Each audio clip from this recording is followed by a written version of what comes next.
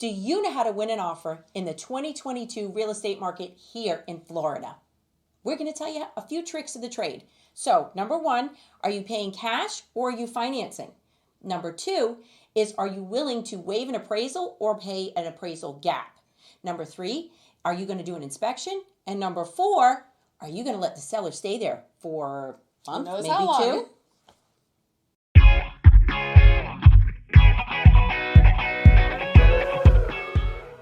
Hi, I'm Lisa Carroll. And I'm Maria Nager. We're with Team TLC, Mahar & Associates here in Tampa, Florida. And today we are talking about 4 tips to win your offer when you're competing in this crazy 2022 real estate market.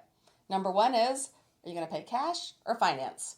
Big question people are asking now, because we've got a lot of investors that are coming into the market and paying cash. Some are individuals and some are these big, huge corporations that are coming in, and they're paying well over asking.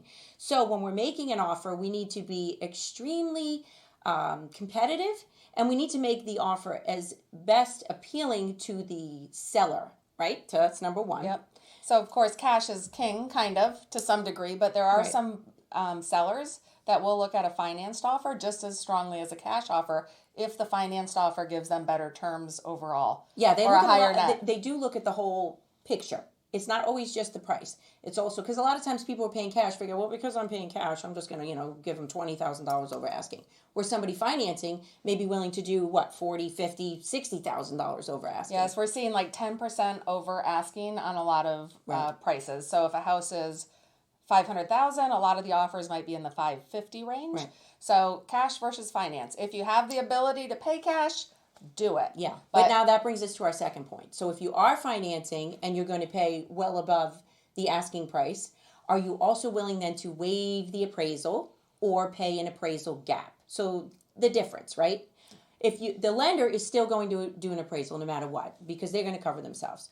So they're going to go out there with their third party and they're going to do an appraisal on the property. And let's say, again, you offered $550,000 and the property value comes in at $525,000.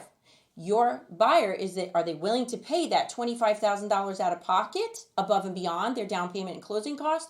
Or are they willing to cover sometimes $10,000? It just depends on what you have cash, on hand, right? It really does. It depends what you have on hand and what you're comfortable with. Right. Because a lot of people are concerned, okay, the house is $500,000, I'm offering $550,000, so now I have to offer to pay, either waive the appraisal totally, which means if it comes in at $475,000, you've got to pay $75,000 difference plus your closing costs and your down payment. That's the gap. That's or are you just going to, so you got to decide if you're comfortable with it or not.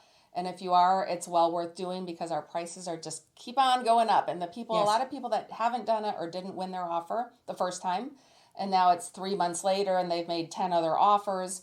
Finally, they win, the bid, but now the prices have crept up, and it's just going up and up. And we are anticipating a gain still in property values over this year. Right. So it's still a good time to get in there and offer that appraisal waiver or appraisal gap if you're able to. Now, number 3 is going to be the inspection.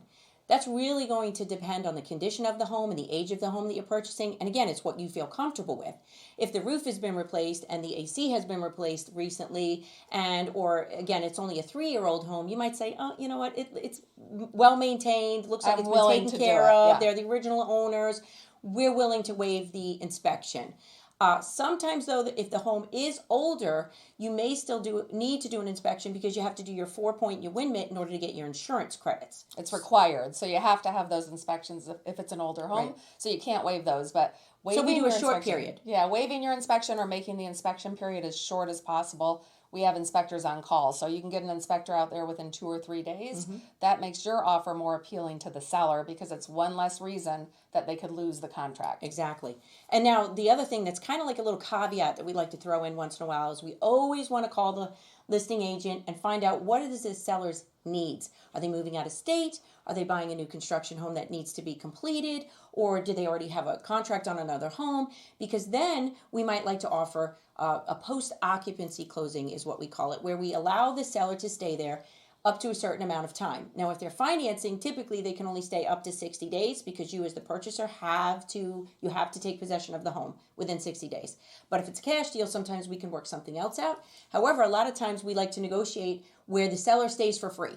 So that's, again, really advantageous advantageous. Okay, I can't get the word. Advantageous. Advantageous to the thank you to the seller. So we really want to make things appealing to them. These are just a few of the tricks of the trade, and there's a couple more that we have. Oh my gosh, there's been crazy things like people giving gas cards with gas prices super Yeah. high, like an incentive to the seller. Crazy things that are coming in offers, but really those four are your top Right. top four tips to win the bid. And what we find too is a lot of times people that are either just moving to the state or they're not really familiar yet with what's really going on, they make a couple of offers and they ask us, what do you think we should do?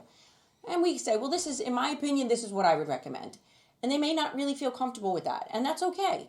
Because of course we want them, it's their money. It's a big purchase. We want them to be comfortable.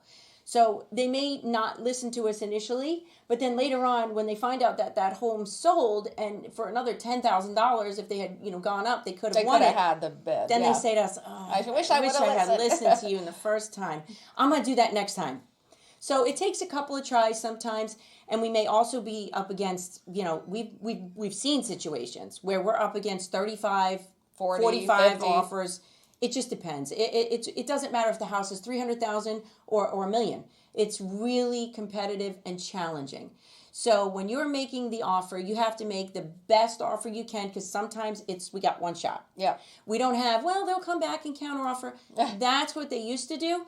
A lot of times it's highest and best offers, or, we need highest and best by Monday at 5. We've got an open house all weekend. Mm-hmm. They're expecting 60 offers. And especially if the house has a pool. Oh, forget about it. Forget it if the house has a pool. You better be prepared to make a really strong offer. You have to be strong, because in this market, pool homes are rare, and to build a pool now has become challenging. Yeah, super, super expensive, and it's going to take time. So by the time you pay for that pool, you could have just had one in the house and paid a little more for the house. So yeah, we have helped a lot of people through this up and down roller coaster ride. And sometimes it takes one offer, 2 offers. A lot of times it's taking 4 or 5 offers before you're ready to commit to these kind of things, because it's totally different than anything you've ever experienced before. Absolutely. But we are here to help you through the whole process. And hopefully, if you didn't know before, now you know more. Ciao for now. Ciao. Do you know how to make I already screwed it up. Yeah, okay. Do it again.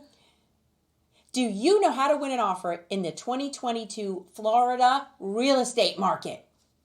I don't like that one. Let's do it again. Yeah. Just keep going.